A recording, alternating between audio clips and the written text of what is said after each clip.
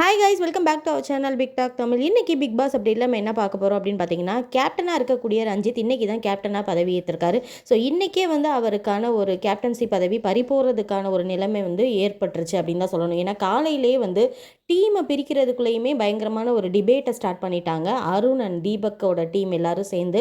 So இது என்ன நடந்துச்சு அப்படின்றத தான் நம்ம இன்றைக்கி இந்த வீடியோவில் பார்க்க போகிறோம். வீடியோக்குள்ளே போகிறதுக்கு முன்னாடி நீங்கள் இப்போ தான் புதுசாக நம்ம சேனல் பார்க்குறீங்க அப்படின்னா மறக்காமல் உங்களோட சப்ஸ்கிரிப்ஷனை கொடுத்துருங்க. ஸோ சப்ஸ்கிரைப் பண்ணி ஆல் பட்டன் கொடுத்துட்டு பாருங்கள்.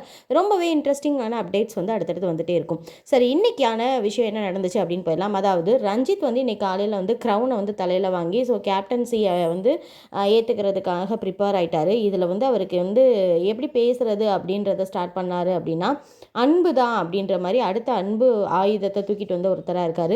ஸோ வீட்டுக்குள்ளே வந்து எல்லாருமே வந்து கேப்டன் தான், நான் மட்டும் கேப்டன் இல்லை, எல்லாருமே கேப்டனாக இருக்க போகிறீங்க, எல்லாரும் வந்து கேப்டனாக இருந்து இந்த வாரத்தில் எல்லாரும் அன்பு வாரமாக இருக்கணும் அப்படின்றது தான் என்னோட ஒரு பெரிய வேண்டுகோள் அப்படின்னு ஸ்டார்ட் பண்ணியிருக்காரு. ஸோ அப்படி ஸ்டார்ட் பண்ணி குழுவை பிரிக்கலாம், ஒவ்வொரு டீமாக எதுக்கெல்லாம் டீம் அப்படின்னு சொல்லி அரேஞ்ச் பண்ணலாம் அப்படின்னு யோசிக்கும்போது தீபக் வந்து திடீர்னு எந்திக்கிறாரு. இல்லை, பிக் பாஸ் கிட்ட இருந்து வாழ்த்து வரட்டும், ஸோ வாழ்த்து வந்ததுக்கப்புறமா நீங்கள் வந்து டீமை பிரிக்கலாம் அப்படின்னு சொல்கிறாரு. ஆனால் பிக் பாஸோட வாழ்த்துக்காக ரஞ்சித் வந்து கொஞ்சம் நேரம் காத்திருக்க மாதிரி இருக்குது. ஆனால் பிக் பாஸ் கிட்ட இருந்து எந்த ஒரு அப்டேட்டும் வரல. சரி வாங்க நம்ம டீமை பிரிச்சுட்டு கூட அப்புறம் பிக் பாஸ் கிட்ட வந்து பேசிடலாம் அப்படின்னு சொல்லிட்டு டீமை பிரிக்கலான்னு ஸ்டார்ட் தான் பண்ணார். ஃபஸ்ட்டு எந்த டீம் அப்படின்னா குக்கிங்கை பிரிப்போம் அப்படின்னு ஸ்டார்ட் பண்ணார். ஸோ குக்கிங் பிரிக்கணும் அப்படின்னு ஸ்டார்ட் பண்ணும்போதே வந்து என்ன ஆச்சு அப்படின்னா, அதாவது அருண் வந்து எந்திக்கிறாரு. ஸோ இதில் வந்து குக்கிங் டீமுக்கு வந்து ஆளை குறைச்சி கொடுங்க, ஏன்னா ஆட்கள் வந்து குறைஞ்சிருக்காங்க, அப்போ சமையலோட நேரமும் குறையும், ஸோ அது அளவும் குறையும், அதனால் அதுக்கு அவ்வளோ ஆள் தேவையில்லை அப்படின்னு சொல்கிறாரு. ஸோ மொத்தமாக வந்து 15 பேர் இருக்கிற இடத்துல 3 5 5 பிரிச்சுக்கலாம் அப்படின்ற மாதிரி எல்லாரும் ஐடியா பண்ணுறாங்க. இதில் ரஞ்சித் வந்து எந்த வேலையுமே பார்க்கக்கூடாது அப்படின்றது தான் வந்து ஒரு அந்த ஒரு ரூல்.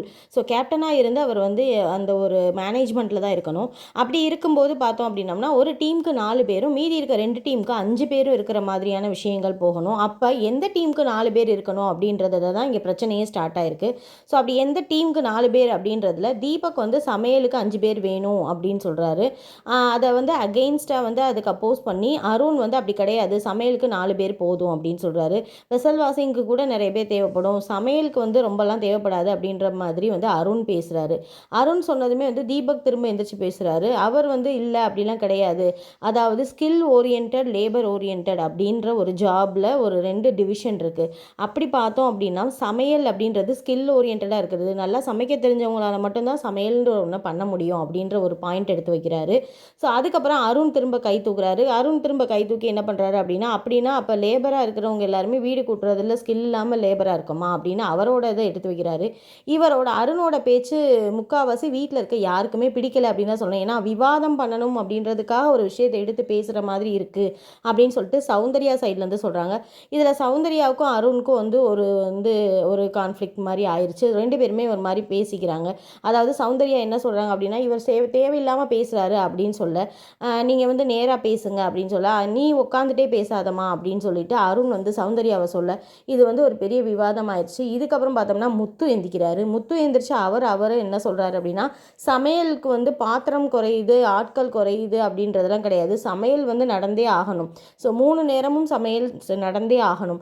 பாத்திரம் வளர்க்குறத கூட நம்ம பிரித்து பண்ணிக்கலாம், வீடு க்ளீன் பண்ணுறதுமே பிரித்து பண்ணிக்கலாம், ஆனால் சமையல் அப்படின்றது 3 நேரம் கட்டாயம் நடக்கணும், எந்த டாஸ்க் நடந்தாலுமே அது நடக்கணும் அப்படின்ற மாதிரி வந்து முத்து சொல்கிறாரு.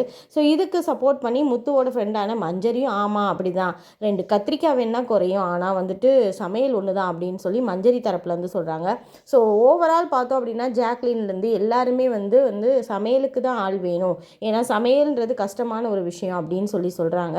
இதை உடனே அருண் திரும்ப மறுபடியும் கை தூக்குறாரு. வீடே அகைன்ஸ்டாக இருந்தாலும் என் பாயிண்டில் நான் நிற்பேன் அப்படின்ற மாதிரி அருண் எந்திக்கிறாரு. மறுபடியும் எந்திரிச்சு அப்போ கஷ்டமாக இருக்கிறவங்க சமைக்க வேண்டாம், இஷ்டப்பட்டு சமைக்கிறவங்க சமைக்க போட்டோம் அப்படின்னு சொல்லி ஒரு பாயிண்ட் எடுத்து வைக்கிறாரு. இந்த விஷயம் வந்து பெருச்சிட்டே இருக்குது. ஆனால் கேப்டனாக இருக்க ரஞ்சித் வந்து நின்று நீ பேசுங்க, நீங்கள் பேசுங்க, நீங்கள் பேசுங்க, எல்லாருக்கும் பேசுகிறதுக்கு வாய்ப்பு தரேன், எல்லாரும் அவங்களோட கருத்தை எடுத்து வைக்கலாம், இங்கே கூட பேசலைன்னா எங்கே பேச போகிறீங்க, நான் வந்து ஒரு மேடையாக இருக்கேன், என்னையை நீங்கள் யூஸ் பண்ணிக்கோங்க, நான் வந்து ஒரு ஆலமரம், இது வந்து பஞ்சாயத்து கூடம் அப்படின்ட்டு என்னென்னமோ பேசுகிறாரு. ஒரு கேப்டனாக காலையிலேயே இப்படி ஒரு டிபேட்டு, இப்படி ஒரு விஷயம் வந்து ஒரு பிரச்சனை வந்து ஸ்டார்ட் ஆகிருக்கு வீட்டுக்குள்ளே. ஸோ இந்த விஷயத்தை வந்து நிப்பாட்டணும் அப்படின்னு நினச்சிருந்தா ரஞ்சித் வந்து நிப்பாட்டி இருக்கலாம். ஆனால் அவர் நிப்பாட்டலை. அவர் வந்து அந்த அத்தாரிட்டியை எடுக்காமல் நின்று எல்லாரையுமே வந்து பேச விட்டு வேடிக்கை பார்த்துட்டு இருந்தார் அப்படின்ற மாதிரி தான் இருந்துச்சு. ஸோ அப்படி தான் எனக்கு பார்க்குறதுக்குமே வந்து என்ன காலையிலேயே இப்படி வந்து நச நசன்னு பேசிகிட்டே இருக்காங்க அப்படின்ற மாதிரி தான் இருந்தது. ஸோ இது வந்து ஒன்றுமே இல்லாத விஷயம். ஒரு ஆளை பிரிக்கிறதுலேயே இவ்வளோ இஷ்யூஸ் வந்து காலையிலேயே ஸ்டார்ட் ஆயிடுச்சு. எனக்கே வந்து இது என்ன கேப்டன் வந்து இப்படி சும்மா நின்றுட்டே இருக்காரு அப்படின்னு தான் பட்டுச்சு. இதுக்கு இடையில ஸ்டோர் பெல் அடிக்குது. ஸ்டோர் பெல் அடித்ததுமே சத்யா போய் உள்ளே போகிறாரு. அங்கே என்ன வந்திருக்கு அப்படின்னா டாஸ்க் ஷீட், அதாவது வந்து கேப்டனுக்கு எப்பயும் கொடுப்பாங்க இல்லையா, கேப்டன் எப்பயுமே வந்து இந்த ரூல்ஸை ஃபாலோ பண்ணணும் அந்த மாதிரி 3 முட்டையை கொண்டு வந்து ஒரு நெஸ்ட்டில் வச்சு கொண்டு வந்து வைக்கிறாங்க. இவர் அன்பு அப்படின்னு சொன்னதுனால என்னவோ சிம்பாலிக்காக 3 முட்டையை கொண்டு வந்து வச்சுருக்காங்க. இந்த முட்டையை பார்த்ததுமே வந்துட்டு எல்லாருமே வந்து என்னன்னு பார்க்குறாங்க. ஸோ இதில் என்ன ஆகுது அப்படின்னா, இந்த விஷயம் வந்து கேப்டன்சி சரியில்லைன்னா அதுலேருந்து ஒரு முட்டை எடுக்கலாம் அப்படின்ற மாதிரியான ஒரு ரூல். ஸோ இந்த டிபேட் வந்து போயிட்டே இருக்குது. இவர் என்ன சொல்லிடுறாரு அப்படின்னா, அதாவது labour and skill based work அப்படின்னு சொன்னதுனால இதை வந்து நான் ஒரு ஆக்டிவிட்டியாக கன்வெர்ட் பண்ணுறேன்.